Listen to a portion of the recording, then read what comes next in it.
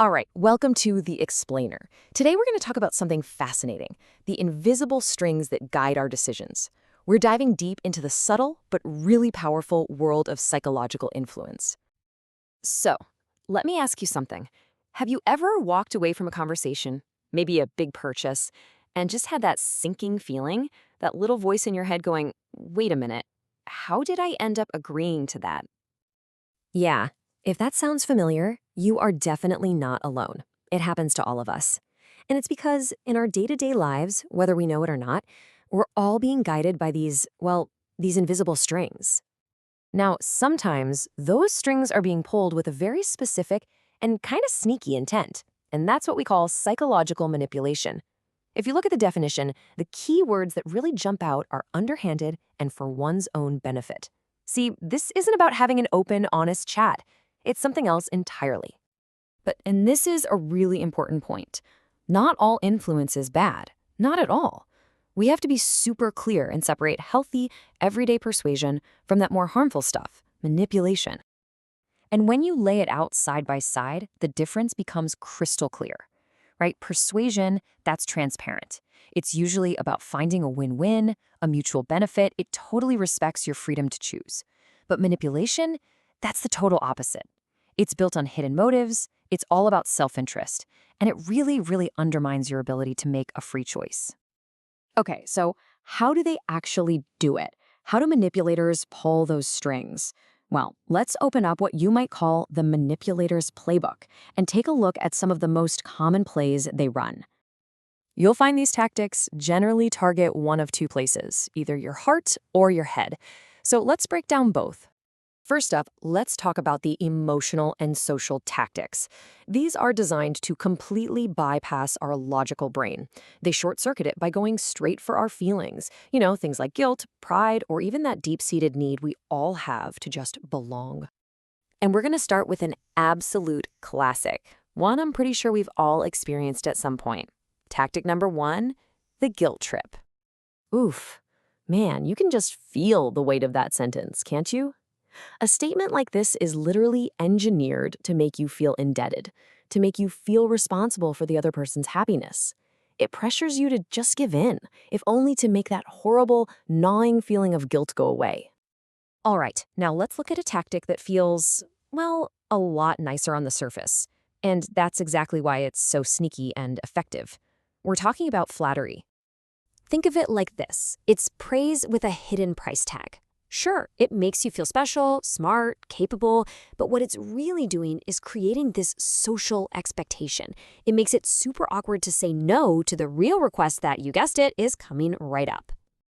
Okay, so we've talked about tactics that target your heart. What about the ones that go for your head? These are the cognitive or logical tactics. And what they do is exploit all those little mental shortcuts our brains use every single day just to get by. And a perfect example of this is a really famous technique called the foot in the door. So here's how it works. It's all about the psychology of consistency. It starts with a tiny, super easy request, something you'll almost definitely say yes to, like signing a petition. Okay, so you've agreed. Now, in your own mind, you see yourself as a helpful, engaged person. So when the real, much bigger request comes along, say asking for a donation, your brain has this powerful urge to stay consistent with that image of yourself. And bam, you're suddenly way more likely to say yes a second time. Okay, another really powerful one. This tactic plays on one of our deepest, most primal fears, the fear of missing out, or FOMO as we all know it. This is the scarcity principle. I mean, you hear this literally everywhere, right? From car commercials to online shopping, limited time offer. By making something seem rare or urgent, it just shoves our rational brain out of the way. It triggers this impulse to act now, before the opportunity vanishes forever. And it usually happens before we've had a second to actually think it through.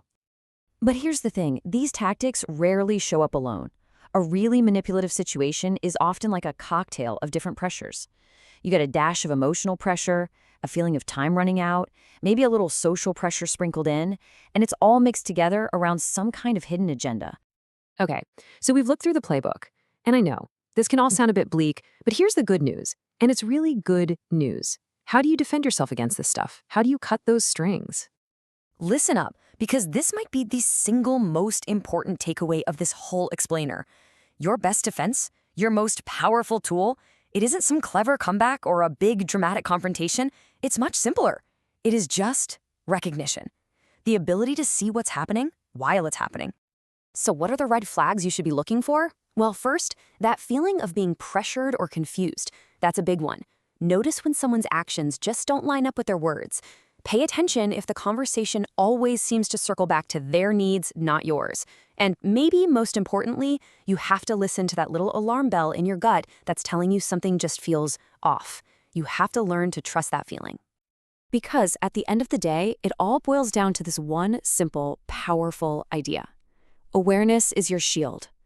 The second you can identify and put a name to the tactic being used on you, the moment you can say, ah, that's a guilt trip, or hey, that's the scarcity principle, it loses almost all of its power.